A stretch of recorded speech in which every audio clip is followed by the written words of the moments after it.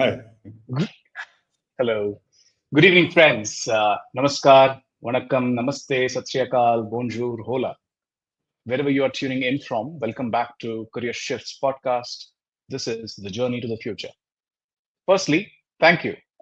Every episode sparks something, some thoughts, reflection, sometimes even a quiet pause. And that's what this space is becoming really about.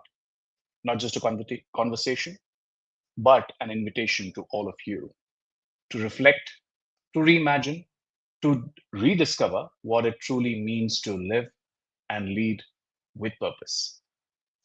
Today's episode is just another attempt to touch the heart of the idea again. We are living in times that are faster, louder, more uncertain than ever. AI is taking over tasks, some say jobs as well, and jobs are being redefined as well. And mental well being is no longer an afterthought, it's a central theme to how we work and live. In the midst of all of this change, that's a quiet question that keeps surfacing in every conversation that I've been having. What does it even mean to be human when machines can do so much? Well, this is not a philosophical question, it's a personal one. It touches who we are, how we lead, how we make sense of this rapidly shifting world. And for the conversation of this deep topic, I couldn't think of anyone better than today's guest, Ram Ramanathan. Ram is a man of many worlds, boardrooms and ashrams, systems and stillness.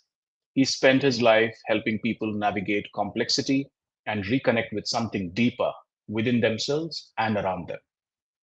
What you're about to hear isn't just a perspective on coaching, it's a meditation on consciousness, on clarity, on staying grounded when everything around you is in a state of flux. It's a reminder that AI driven world is here to stay, but your presence is still the power. And maybe the most radical thing we can do today is to just pay attention. So if you've been searching for a deeper way to grow, to lead, or simply to be, this one is for you. Let's dive into the episode 5 of Journey to the Future. Welcome, Ram. How are you doing? Well, I'm doing fine. Thank you. Glad to be here. Wonderful. Ram, thank you for being here. I think it's been a year of a lot of conversations on whatever affects us in our future of work. The reason why I started this was there were a lot of conversations happening as part of my first season of the podcast, which was Career Shifts, which still remained unanswered. We were having interesting, insightful conversations about how careers are changing its meaning. But this one required a little more deeper detour of what is changing around us and what is changing within us and what needs to be done to address that. And which is why I started this new series with a focus on future, which was Journey to the Future. But before we start all of that, any opening thoughts, comments about anything that is there in your mind right now? Yeah, I liked in that introduction part of it about structure and stillness and so on and so forth. Yeah, my life has been one of many ways of seeming contradictions, polarities. And I think, I'm not quite sure, but I'm a Gemini, so probably that led to it or whatever. I'm not quite sure. So anyway, let's explore those, the polarities and the polarities in life and in society as well. Yeah. Wonderful. Ram, we can't move further without really having spoken about your career shifts. I mean, you have had a stellar career as a corporate professional and whatever you're doing now. For a lot of people who would listen to you, who may not know you and what you do, if you could just spend some time on walking us through your career path and what led to the choices that you made. Okay. Yeah, let me start with the last sentence that you used, the choices that I made. Honestly, in my life, there were not many instances that I recall where I made deliberate choices after deep study and reflection, which is what I preach and teach now to other people to do. So therefore, a number of lessons that I have learned, generally they have worked out fine for me. So sometimes I wonder, why is it worked fine for me, despite the fact that many of those shifts were serendipitous at one level and impulsive at another. Well, like you, Gopal, I'm a Tamgram, grown up in a conservative family in Chennai. And career was chosen not only by the family, but also by the stars, because the astrologers predicted that I would be. Yes. Mars was reigning supreme in my whatever Lagna, and therefore I should be an engineer and so on and so forth, or the army, or both. Anyway, I became an engineer. I probably could have been in the army, but didn't happen, unfortunately. So when I finished, the only thing that I wanted to do was, I grew up with my grandfather. My parents were in Deep South in Tirunelveli, and I grew up in Chennai. And he was, at that time, a British educated Sahib, in a sense, my grandfather. And there were great things about him, not so great things about him. But he was a product of his times and upbringing. I just wanted to get out of Chennai by all. That's the only thing that I had in mind. And I really didn't have any ambitions to. I didn't even know about IIM and MBAs and all that. Perhaps middle class, and I'm not quite sure family would have been able to even afford that, and so on. Not poor. So while a lot of my friends gravitated immediately to the Simpsons and the TVSs and whoever they were at that time, about $300 a month or whatever it is was a prevailing rate at that time. I said, no way. And just serendipitous again. Of course, I tried many of the Boxwala companies, but I got into DCM, where I sent in an application that came in Hindu, and I got selected and joined as a trainee at that time. They said, oh, we give you options, which they didn't give to many people. You're an engineer, so you can either be on the technical stream or the management stream. Like the fool I was, I chose the technical stream, and I could have done far better in my life had been on the management stream. It was one of the best trainings in the country at that time. And unfortunately, the company didn't do well. It doesn't exist. At that time, it was the fourth or the fifth largest company in India, the group in India. Anyhow, I suffered through, but I won't say suffered through. I went through Kota, where I was. Those days, it wasn't the place it used to be. It is now. It was an industrial town. I was happy. I mean, I had my own motorbike and went around with my friends, did whatever I wanted to. I never really touched a drop during the time I was in Chennai. Here, I used to finish a bottle of rum a day or whatever nonsense Arak that was available in Kota. Anyway, cut a long story short, at the end of about 2 years, many promises that were made by the company weren't kept, and I said to hell with it. And I had this opportunity, and I was picked up by Levers, by a legendary chairman of the company, whom I met in a conference.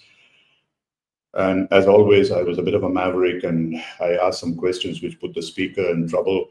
And I was offered a couple of jobs during the lunch and tea. And Levers came about. So I stayed in Levers for about 18 years. Levers was my Hindustan Unilever now, in those days Hindustan Lever. Mm. In my alma mater in many ways. I didn't do an MBA, but I got more than the MBA plus whatever it was that was required in levers. But many things happened. I did it pretty well, but I was perhaps far too ambitious. What I wanted to do. I wanted to be something by the time I was 40. I had read a book called The Passages by Gail Sheehy. If you haven't read it, I would strongly recommend you and the readers to read that.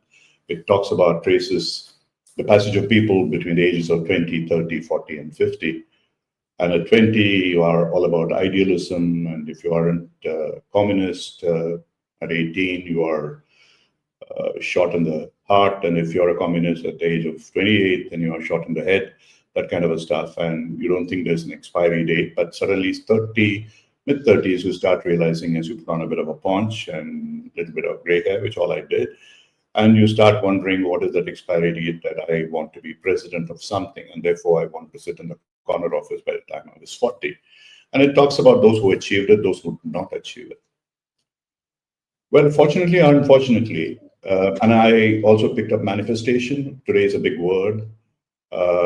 Again, I would recommend people who haven't read it to read James Doty's Mind Magic or Magic Mind or whatever it is called, where he's a neuroscientist who talks about the whole aspect of manifestation, a very powerful way. And I picked up something called the Creative Visualization by Shakti Gawain, which was my Bible for quite a while. And so my whole thing was, by the time I'm 40, I'm a CEO, I'm in a corner office, and I'm doing this, that, whatever it is. And it happened exactly that way. Not exactly the way that in the corner office of what I would have been on the 5th floor of Levers had I continued with Levers, but in another company in Delhi where I was a CEO, actually the first 1 year I spent in a a galvanized iron roof in a hot place in a warehouse, because the founder of that company, the owner of the company, wanted to reclaim that land from the original owner. And so the office was put there to run it. The whole company was run from that place. It was fun. It was truly fun. I really had a great time. 4 years, 5 years or so I spent there. And again, something happened where my aspirations were too high for what I was doing at that time, and promises were made but not quite kept. I decided to leave on the spur of the moment. I remember I was told, and I pulled out a piece of paper and I said, "Thank you very much. This is what was promised to me. This is not what happened, and therefore I'm out." I didn't even have a job, but by the next morning I did have a job. I spent a few months in that. People who were good friends, who I knew, they didn't work out, probably for the reason they were too good. Good friends. One had to choose between whether they were going to be my employers and bosses and friends. And again, serendipitously, I had spent about 3 years when I was in Levers in Indonesia, and I had to visit Indonesia as a part of this job that I took.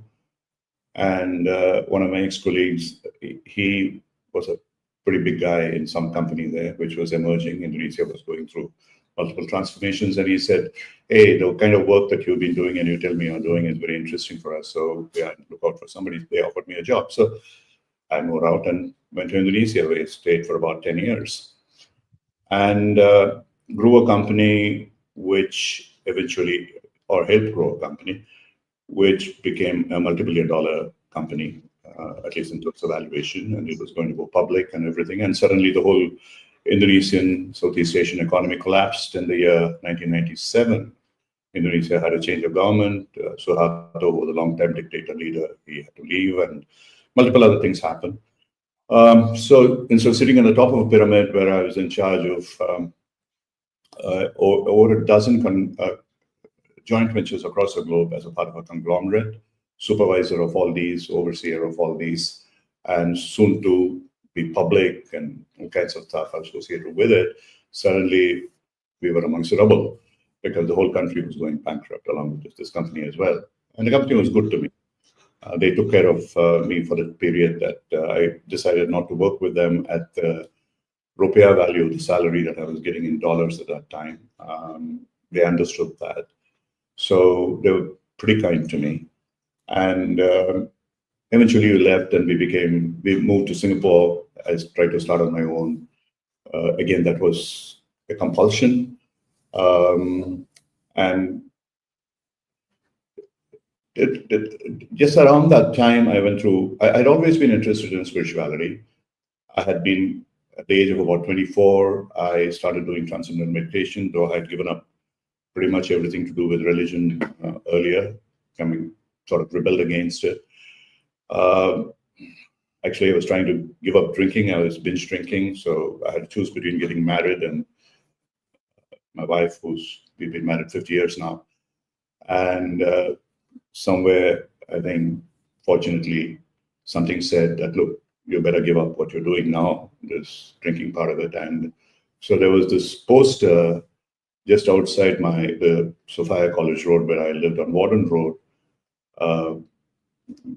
There was this famous hospital, and then there was a board out there with a bearded man who said, are you suffering from this? I ticked all the boxes, and they said, okay, why don't you come for this meeting? So I went there, and it was Mahesh Yogi's thing of PM. They said they were giving you mantras. We got it directly from Maharishi, Guruji, and all that stuff. I don't know how far that was all true.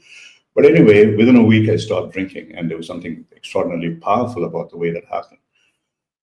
And so this interests me more cognitively than anything else. I went into deep search, read pretty much everything that I could lay my hands on, all religions, all spirituality, started doing some meditation, pretty much everything on my own, and set that progress at one level for a long time. And started doing some work, creative visualization, chakra energization. During the time I was practicing at Indonesia, I nearly lost my eye during some chakra energization kind of a stuff, for all that kind of a stuff. Anyway, cut a long story short, I did the Vipassana, and suddenly there was something that shifted. Hey, look, what's the purpose in life? What's the meaning in life? And there was an experience of pretty much, one would call it an enlightenment experience or whatever it is. So I was just an energy being. I was not a mind-body being, that kind of a stuff. And so it made a difference in my life. And somehow or other, I was drawn towards that more powerfully. And I went into a sannyasic path with someone who seemed to have all the answers to my questions. Unfortunately, at the end of about 7 years of slaving, and I became his chief evangelist. I did programs and wrote books, 30 over books on various kinds of things, including 18 chapters of the Bhagavad Gita and Upanishads and so on and so forth. And suddenly realized that this guy is an absolute crook. He's a fake. He didn't think he was, but everybody else thought he was, and he was. Doing things which had nothing to do with what the person preached. So got out of it in a bit of a hurry. My wife never really took to this, and the only reason I was able to stay in my path and move out of it was because of her. And then did all kinds of odd things. We had enough money, despite the fact that there was no job since the time I left the Indonesian job, and lots of money I had went away during the stock market crash in 2000, the dot-com bust. But we were pretty okay. There was nothing to complain about. And I tried working with some NGOs and all that, which didn't work well. I found them even worse than the fakes of spiritual gurus. And then finally I decided, why not get back into the corporate world, which I knew well. And despite the fact it's not, at least they were not hypocrites. The corporate accepted the fact that they had to make money. Okay, fine, we are doing this for power and money, etc., etc. So if you are open to it, come here. They don't say that, look, I'm a brahmachari, or I'm living for my life for other people, selfless and all that. Total, absolute fake news that most of the spiritual gurus and guys who run the NGOs spout. And during this period, as I was talking to a number of my old friends from Levers, and that made a huge difference. After many years, they said, oh, boy, you are back. Thank you for coming back, kind of thing, from the wilderness idiocy that you were into. And one of them suggested that, why don't you become a coach? And I had no idea what the heck a coach was. I said, what do you mean coach? How am I fit for? What is this? I don't play cricket. I don't play football, play kabaddi, whatever nonsense. But he said, no. This means that, you are a problem solver. You been troubleshooter and you worked in multiple cultures and everything which I had. And pretty much every known country, industrial country I had been working in. And so why didn't you do that? So all for the wrong reasons. And I went there and then looked up what being a coach meant, and International Coaching Federation came up. And there was this wonderful man whom I met in Bangalore. He's still around. It is name, my fault. And he said, look, he was mentioned as an ICF trainer, and he said, no, I don't think I'm good for you. Why don't you go somewhere else? And he recommended me. Wonderful guy. And because of them, I went there. And then before that, my wife asked me, you've done so many stupid things in my life. And for the first time, I started listening to her for a while. And so I told her, ICF says competency, listening. Said, don't even listen to me. How the hell are you going to listen to other people? So I took that as a challenge. And so that was my about a year or so of this thing to going through to get the ICF credential professional coach. So I set myself up as a coach sometime in 2011, I think, somewhere around that. And then, yeah, sort of things happened. I worked with, I asked one of my dear friends, Akhil Basrai. He was at that time, he'd just been the president of NHRE or something. And he said, hey, Akhil, what do I do? Nobody knows me now. After 20 years, I'm back in this country. And he said, why don't you go for one of the NHRE meetings? And that's what I would recommend, though he was in multiple other institutions as well. So I went there, and the president of the Bangalore chapter at that time was Harish Devrajan. And Harish was holding a conference. So he wrote me and said, Ram, come and help me. At the end of the conference, I mean, Harish was a fantastic coordinator, organizer.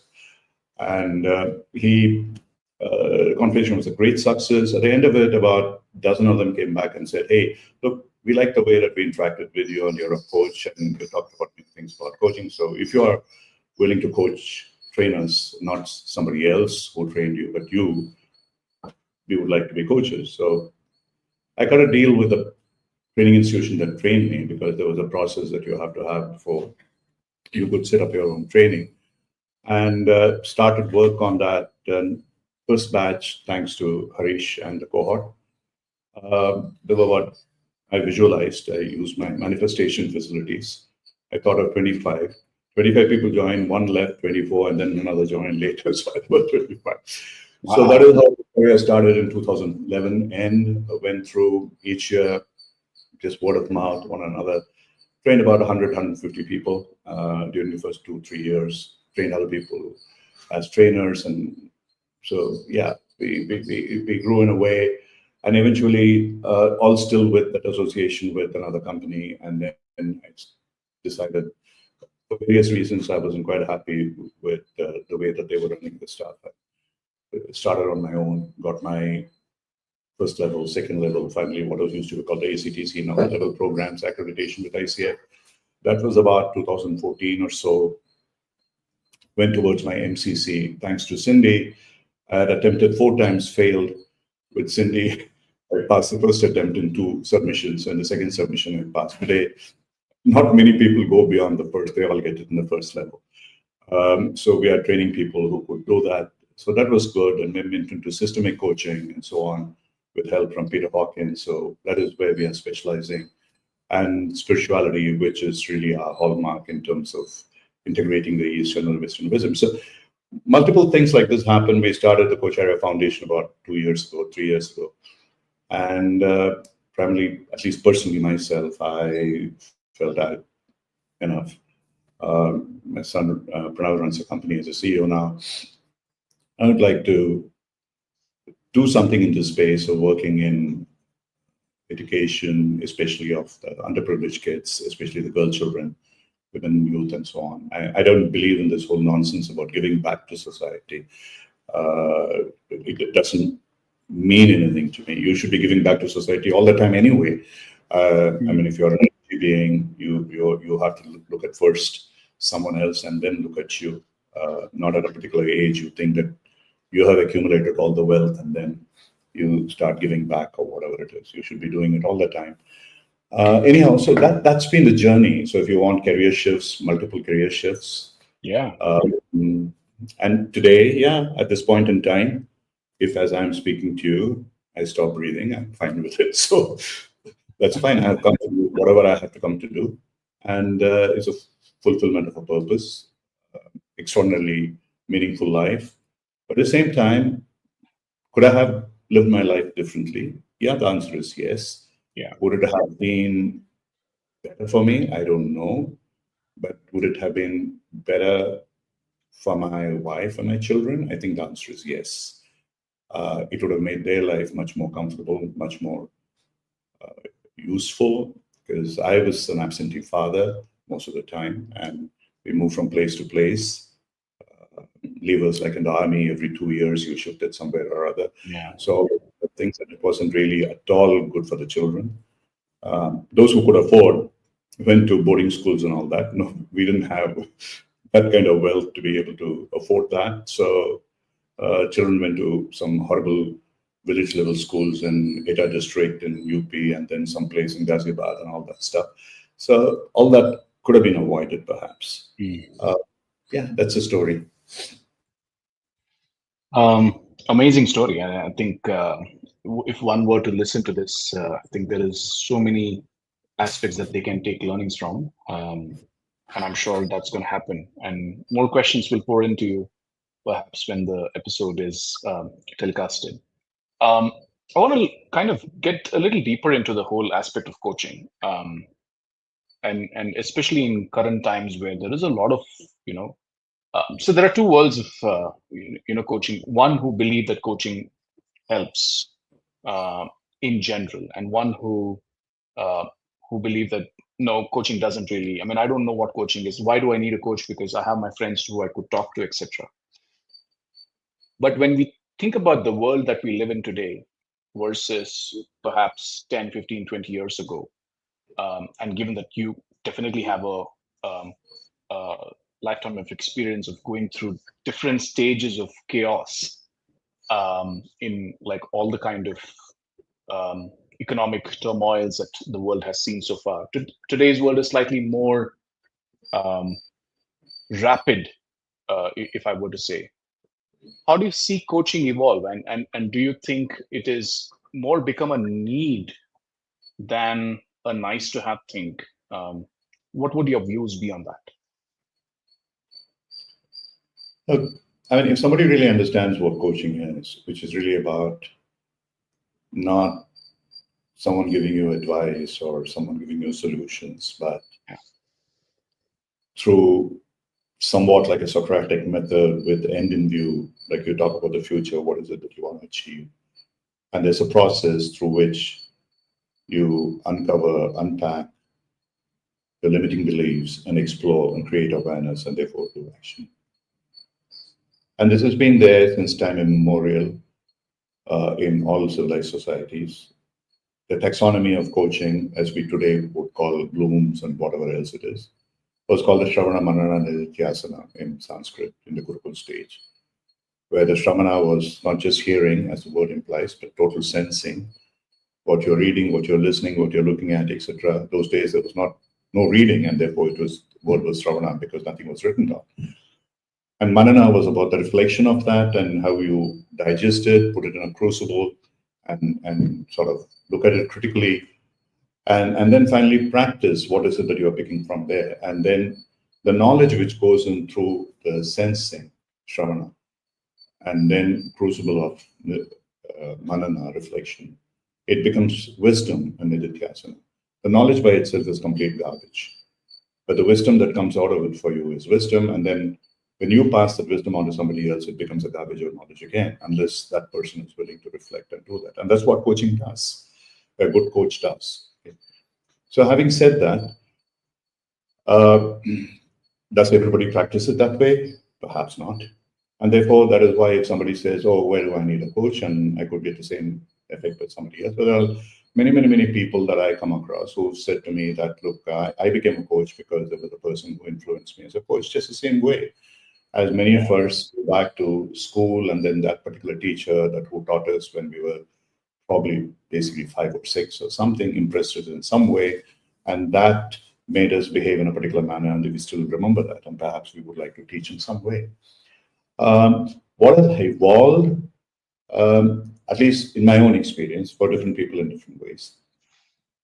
Pretty quickly, once we started coaching, for some reason, I was more drawn to training. And that is how I created this whole concept of create your future, looking to myself. I started doing that. So one of the key things I would advocate is that coaching has to start with self-coaching first. Without that, it has no meaning. So my meditative experience, sannyasic experience, probably helped me in that, because I was able to reflect much more deeply than most people did. And then I realized that I need to spread it out, coming from internal to external rather than the other way around. And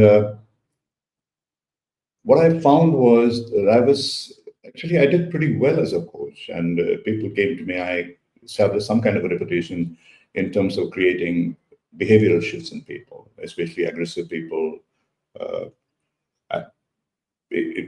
I was just applying coaching principles, and there was nothing special about what I did. And what I really discovered when I went back and studied this was that many of these people that I had worked, and they said they had transformative experiences, and the companies sort of accepted that they had transformative experiences. After a few years, they had either left the companies or they have resigned or reverted, as it were. So I found that by spending a hell of a lot of money on these people, the organization did not derive much of a benefit. So I started inquiring into it, a little bit of experiments, and in some of the cases that I had, there was a company which gave me about 10 young potential managers between the ages of about 27 and 35, all going to the board level in the next few years, and said, can you work with them? Amazing kids. Amazing is not the word.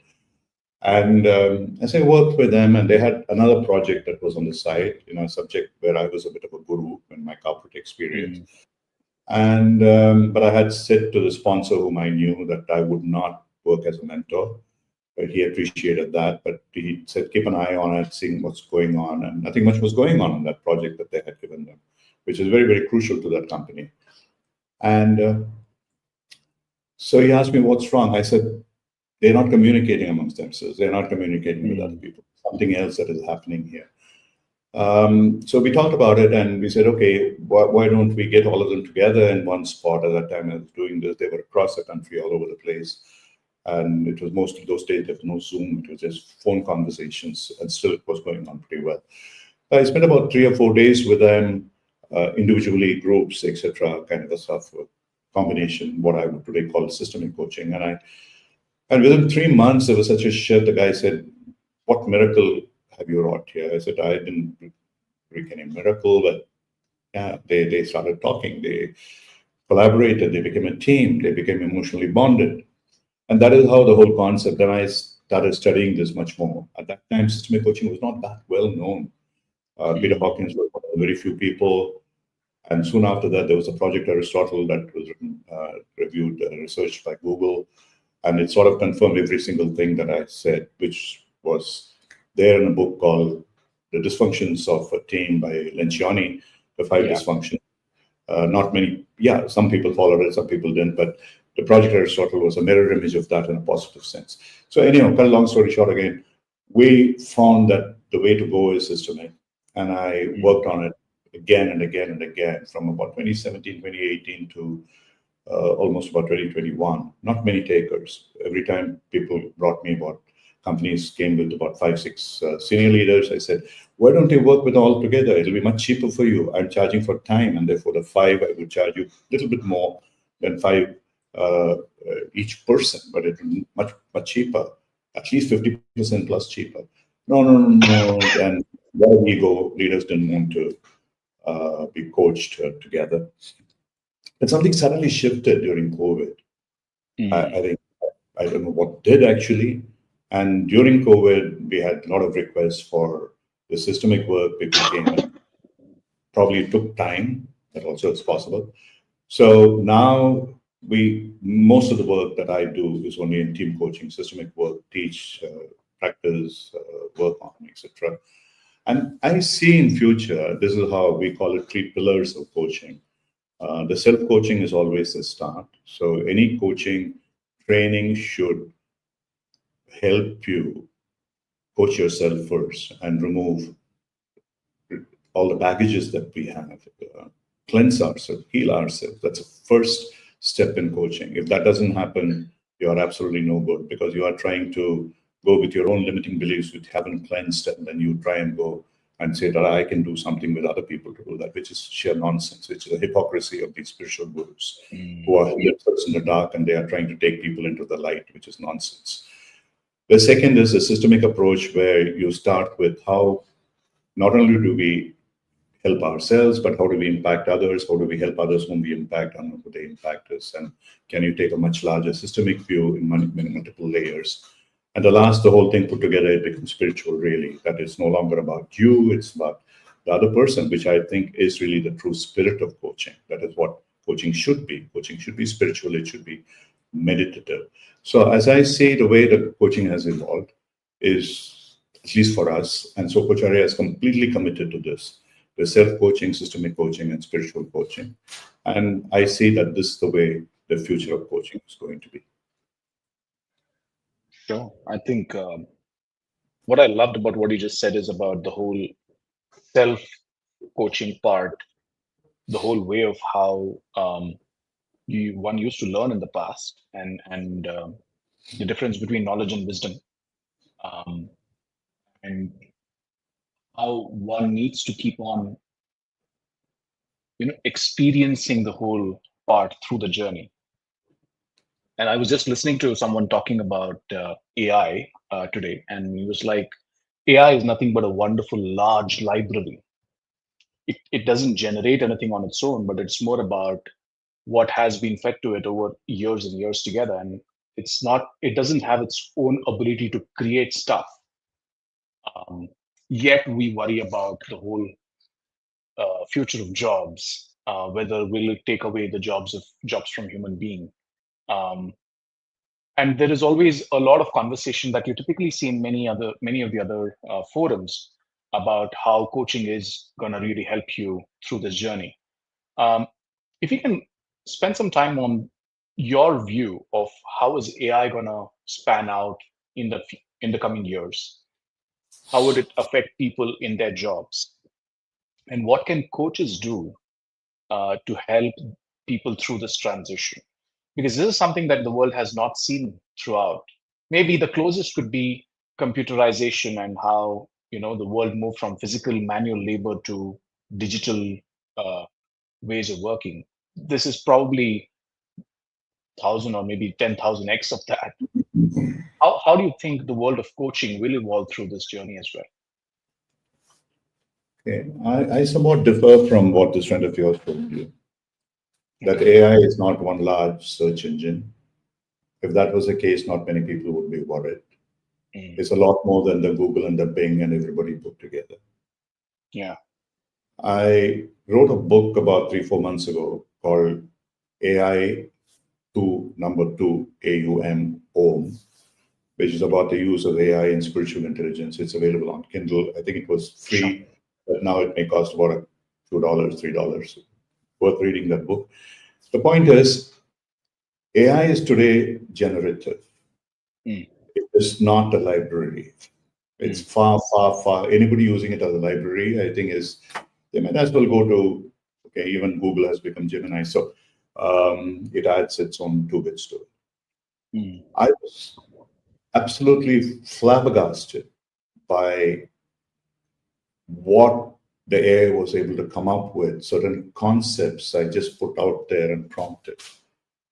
So first I said, look, I would like to understand how I can help in spirituality.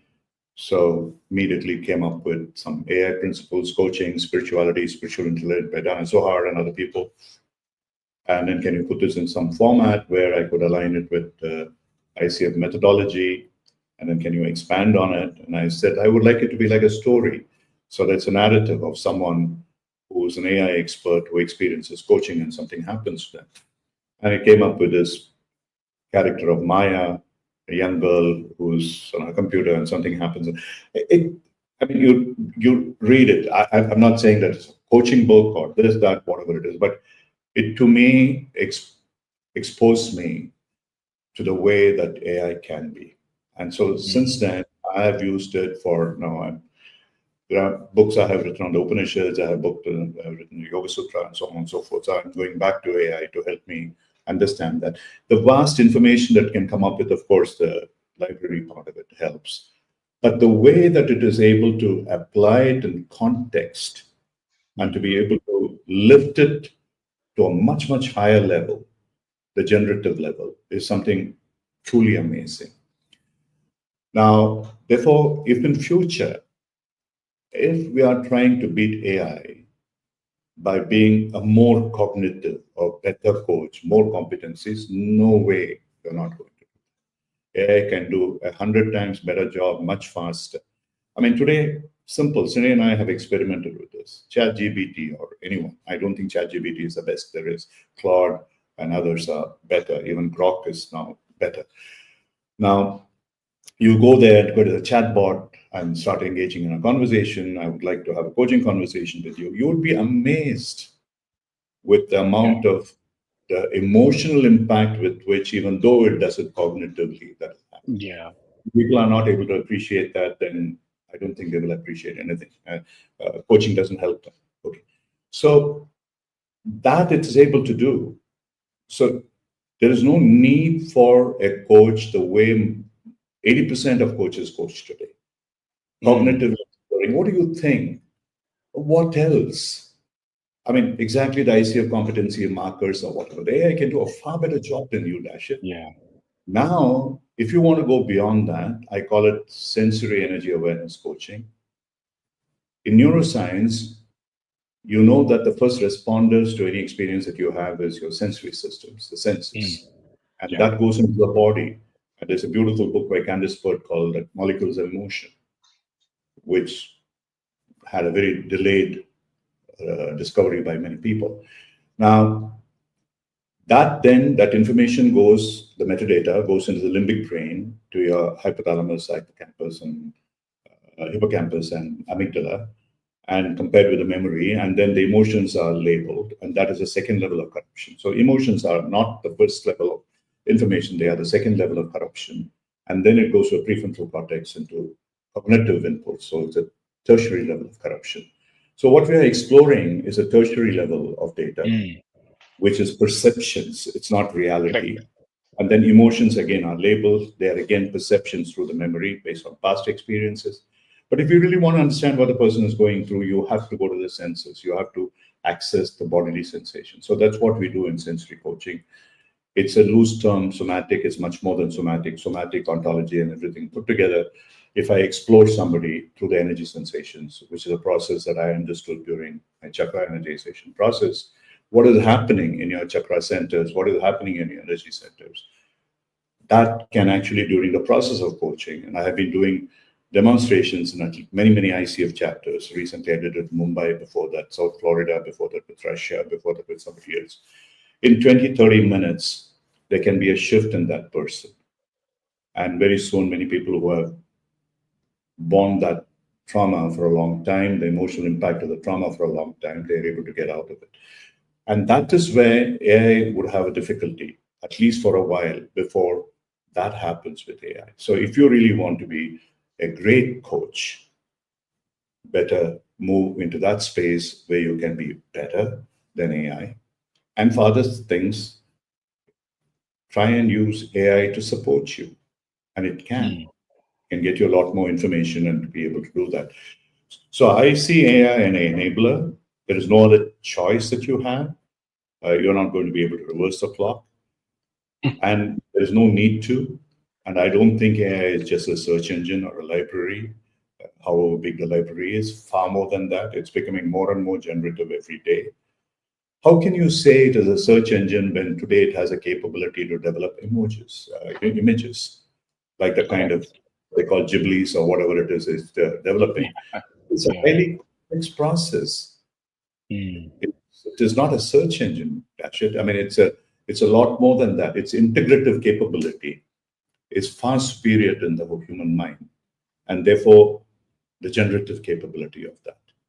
Okay, and I don't know if other people have tried. I very often ask it to write me haikus and can come up with some of the most brilliant haikus.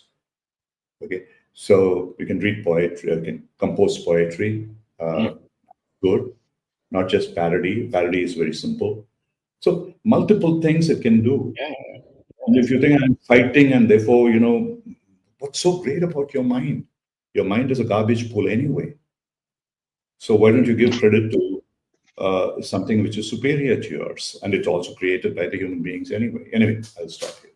Yeah. Sure.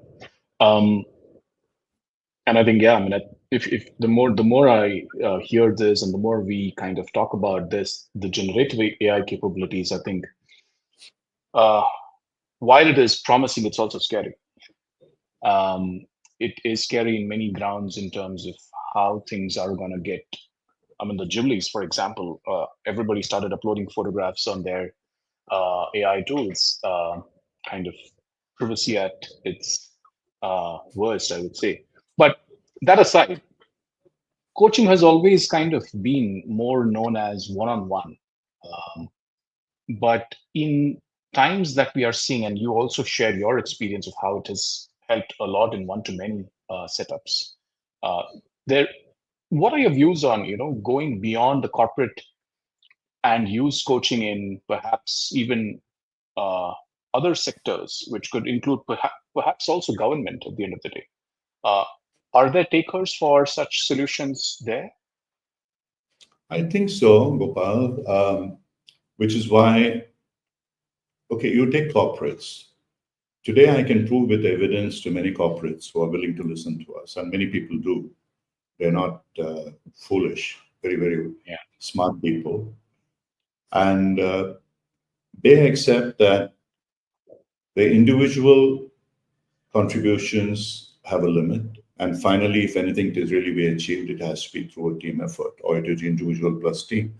Okay, you can call it leadership or whatever. And who's a leader? Who's a very good follower? Who is able to understand what other people want and how they can create, help them to envision, etc., etc. So that teamwork, the systemic teamwork, that's what ICF recognized about 3-4 years after we started doing this, and ACTC and AATC, EMCC did it before.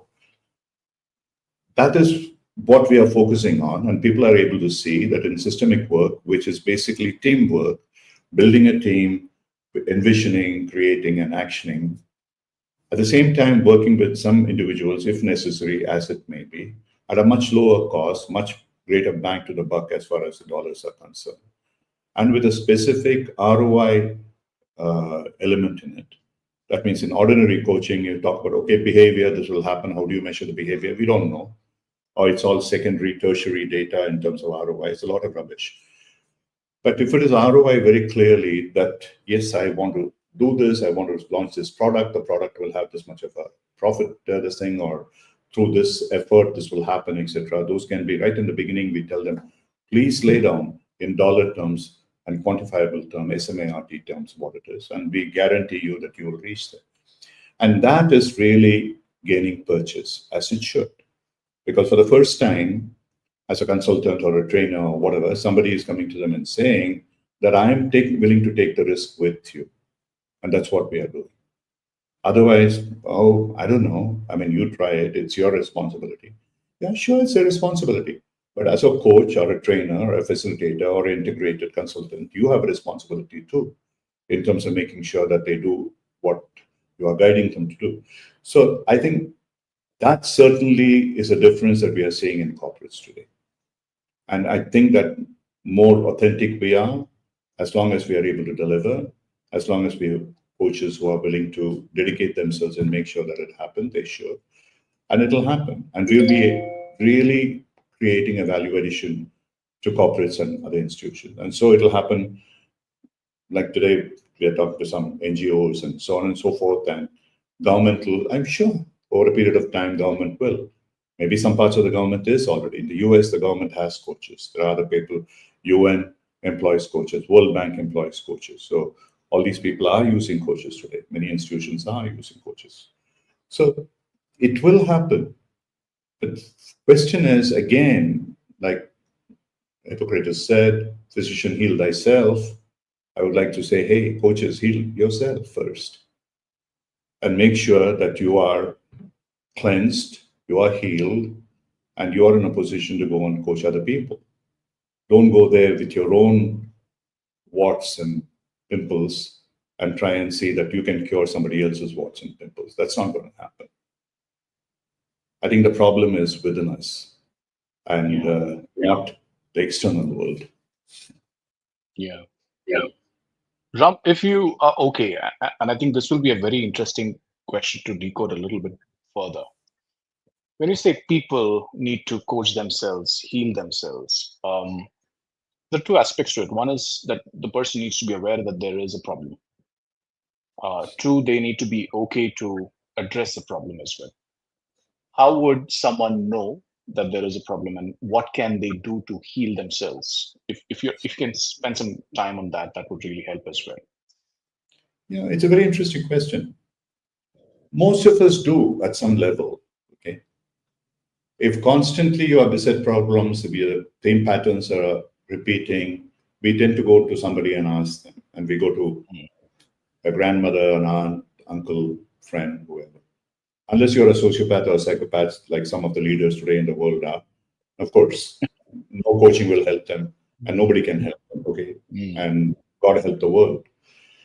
But for most other people, at some level, everyone is aware because you want something, aspire to something, and that aspiration is not being fulfilled, and repetitively the same problem happens. It recurs, either because of your communication or because of your mindset or whatever it is. And we suffer as a result of it. We don't want to accept it. So now, how do you lead them to a coach and how do you make them listen to coach? I have no idea. You can take the horse to the water, but you can't make it drink.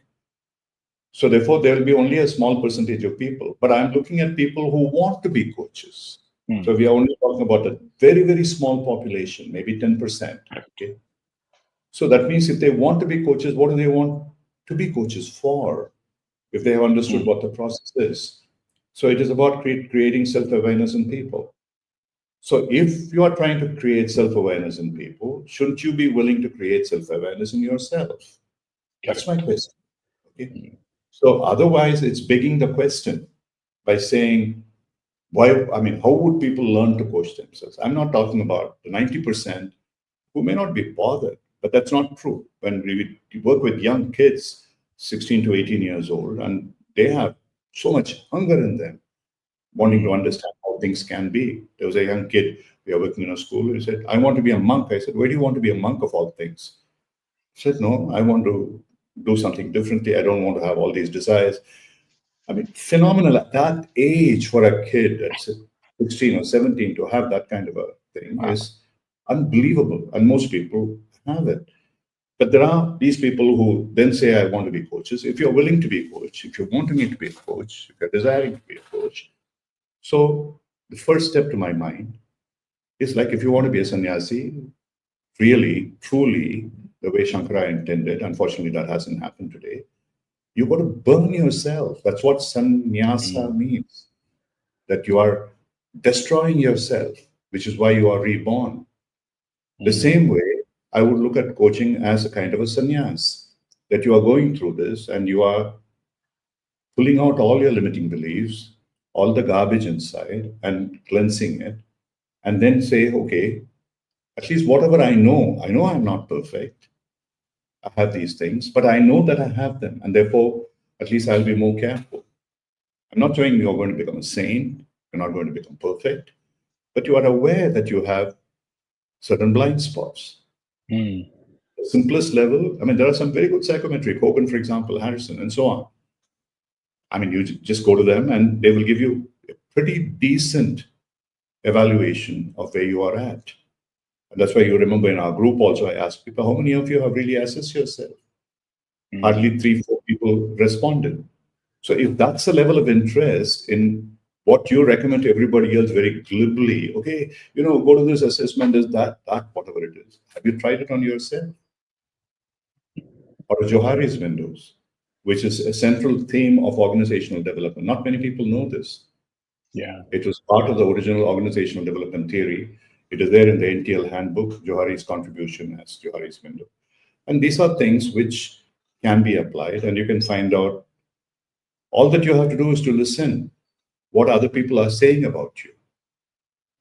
And if you're willing to listen, people are going to tell you, or anonymously at least, they will tell you.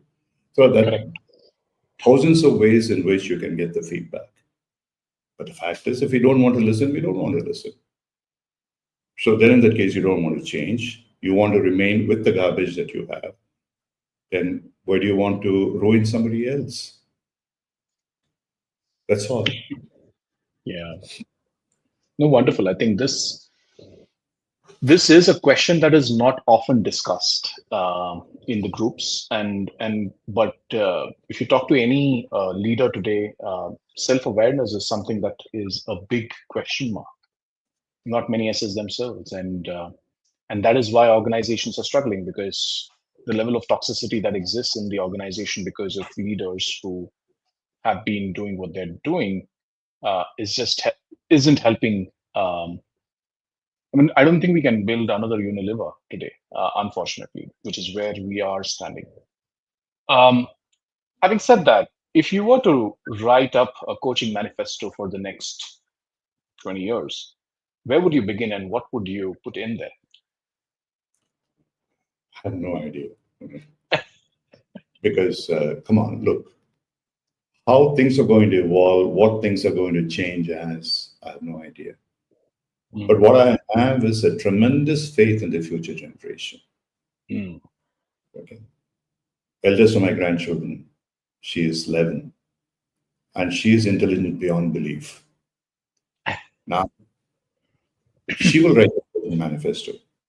Sure. If I ask her and I sit down with her and talk to her in the next couple of years, she will probably write a coaching manifesto far better than I. Who am I at the age of 78 to come and tell people? Because what the heck have I done that is so great that can serve as a manifesto for other people? I'm being a hypocrite of the highest order if I do that. The young people today, there's so much of nonsense being talked about the Gen Zs and earlier about the millennials. Yeah. And that's what was said 5,000 years ago in the Rosetta Stones of Hammurabi, how bad young people were. And that is the story of Nachiketa and Kathopanishad. He told his father, why the hell are you giving away all these dry cows to people and then say that you are earning punya? How can you? And the father said, go to hell. I sacrifice you to Yama. So that has happened in every generation. Today, we don't understand the Gen Zs, and we'll never understand the Gen Alphas. And the trouble is not with them, the trouble is with us. True. So I am no one to write any coaching manifesto. I'm never going to. But the point is, can you at least talk to people? Like, for example, someone like you is far better equipped in this than I am. You've done so many people in your first level, whatever, career shifts and doing this. The combined wisdom of all this coming together, put it out there and let people comment upon it and let them develop their own kind of knowledge and wisdom, whatever it is, through their reflection. Ultimately, there is no manifesto. Coaching is about just two things. The coaching is about a future focus at one level. I would call it the y-axis. And the x-axis is about the inquiry rather than telling. That's all there is. If the future is on top here and the inquiry is here, the telling is here, the past is down here, this right-hand corner, which is the first quadrant in analytical geometry, that is where coaching is. That's all there needs to be as a manifesto. In order for you to reach there, the humble inquiry that Edgar Schein talked about, the future focus that everybody is talking about today, like you are talking about future focus. If you're able to combine the two, you will get your awareness in any event, and it's possible for anybody. Yeah.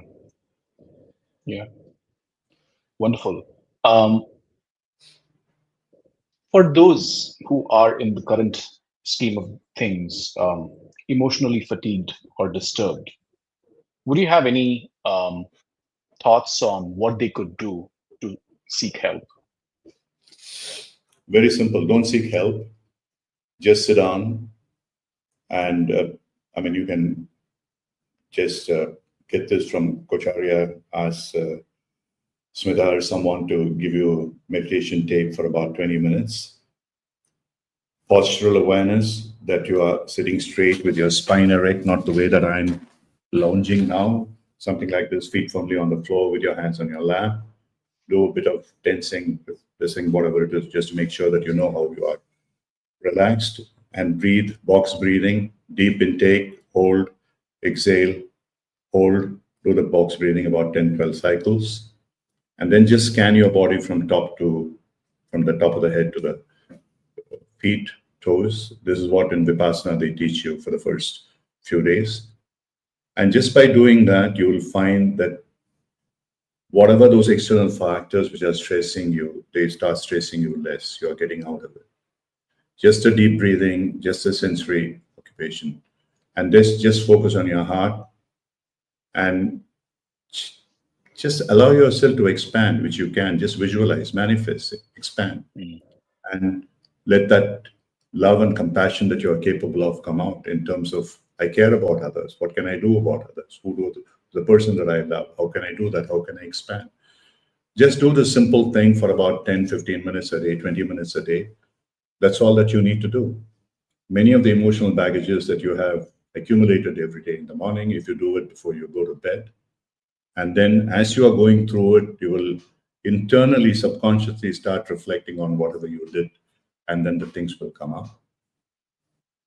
I mean, I'm not giving you any woo-woo kind of a stuff. It's real. And you do that. And I haven't known anyone, and I have done this that worked at this with thousands of people, and it works. That's all that you need to do. You're not going to go up in joy and jump up and down. You can't be in joy all the time. Let's be very clear. Correct. Life is not being always joyful. Life is real. It goes through cycles of sorrow and cycles of joy and cycles of everything else. And therefore, what you're going to experience is a sinusoidal wave. But when you practice this, the sinusoidal wave, the amplitude and the frequency, both of them are going to reduce. So it'll become flatter and flatter. And then you gradually even move into a witnessing mode of able to see whatever is happening. Okay, yeah, but like Shankara beautifully said, na bhojyam na bhoktam. I'm not the experiencer. I'm not the experience. I'm not the thing being experienced. And that's what will eventually happen to you. And you don't have to become a Shankara. You will never become a Shankara. That's okay. But that wisdom can, it's so very simple. But just like you said, why do people want to even find out what they are suffering from? It's the same thing. They will watch Netflix. They will do other rubbish. They will go and spend time in a bar. But do they really want to spend 20 minutes at the end of the day reflecting on the day and this process, which is going to be a lifesaver? If they do that, they will find a difference. It's as simple as that. Wonderful. If I were to really, tell what were my key highlights and takeaways from this episode, they would be manifestation, creative visualization, and be with yourself 20 minutes. I think a lot will change for you. Of course, the world of coaching, the world of spirituality is much deeper than one can perhaps comprehend in one go. It's going to be injustice if I were to try all of that in one recording. So thank you, Ram. Really appreciate you spending time. But I have a couple of questions which would be quick rapid fire, if that is okay with you. And we'll then end this. So if you were to kind of reflect on what is the biggest lie you have heard about leadership? The word leadership itself is a lie. Who are you leading? So you start with a lie and you will end up with a lie. Okay, so it should be followership. And that's why the word servant leadership is also a fake, because you can't be a servant and lead. Nobody is going to allow you to do that. Right. Okay. So yeah, or you have to understand leadership in a very different way, in a conceptual way, that you're a thought leader, that you're able to influence people. But if you're looking at it from the way that leadership is today defined as a hierarchical thing, that's not going to work. I mean, earlier you said creative visualization, manifestation. The simplest way I would ask anybody, I don't think anybody would have the time and energy to do that. The chapter 16 of the Bhagavad Gita, it is called Daivasura Sampatya Vibhaga Yoga. Krishna talks about in the 40, 50 verses about the difference between the divine beings, the devas, asuras, and the demonic beings, asuras. Is that at the end, there is only one difference. Anyone who only thinks of himself and his own pleasures is an asura, is a demon. And the one who thinks about other people, he is the sura, he is a deva, he is a divine. That's all there is a difference.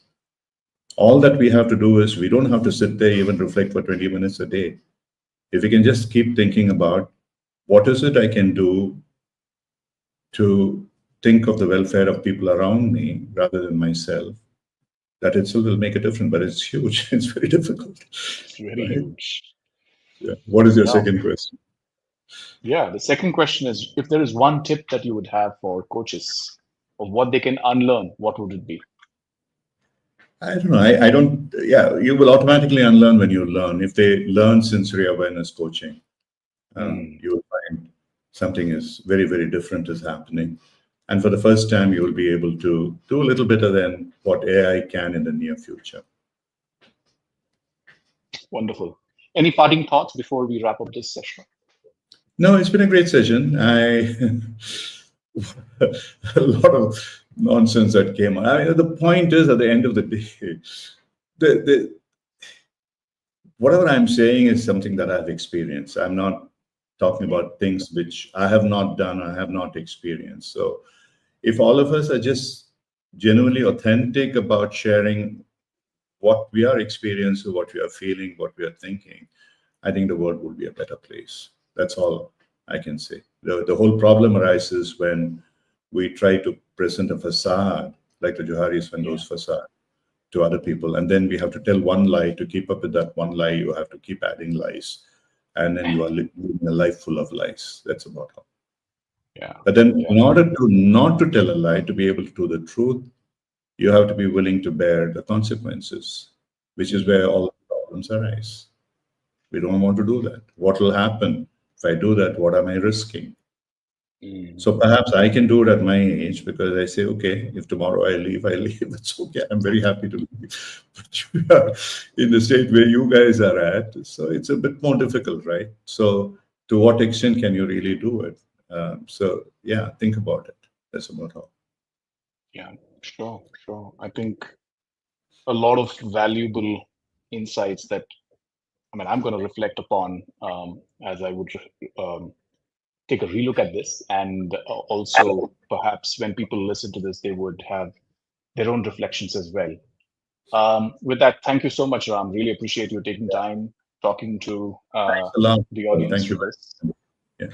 I really enjoyed it. The one thing I'd leave a thought with you is these sport podcasts that you're doing are fantastic. So convert them into mini books and it'll make a huge value add to people. Please do that. Sure. And part one is already in the making, so Yeah. yeah, should get launched pretty soon. So, but thank you for that. I really appreciate it.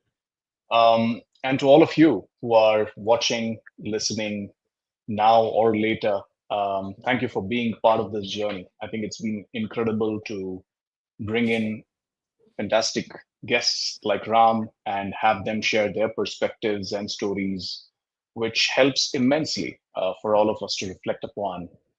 And this is not a conversation that we just had. It's a pause in the noise.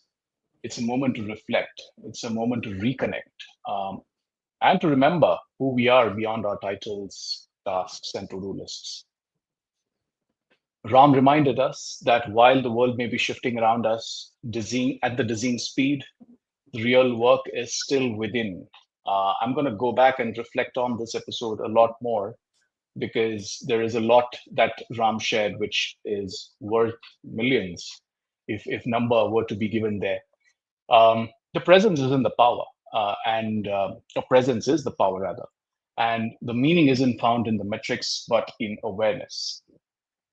Perhaps most importantly, we all got reminded that coaching isn't a luxury, it is a necessity. And most importantly, one has to coach himself or herself before we begin coaching others.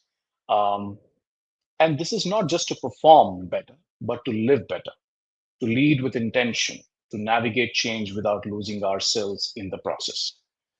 To everyone listening in, if you've ever felt like being left behind in the AI world, know this: your greatest edge isn't your speed, but is in your depth, your clarity, your consciousness.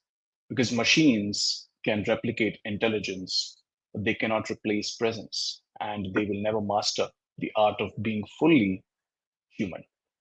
As we continue to the journey to the future, I hope this episode stays with you, not as an advice, but as an anchor, a reminder to slow down, tune in, and lead from inside out.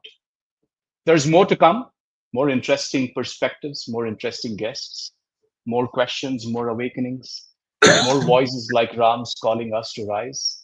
Until then, stay with us, stay awake, stay aware, and keep tuning into the journey to the future on LinkedIn, YouTube, Spotify, and Apple Podcasts. Thank you so much. Really appreciate you joining in. Thank you.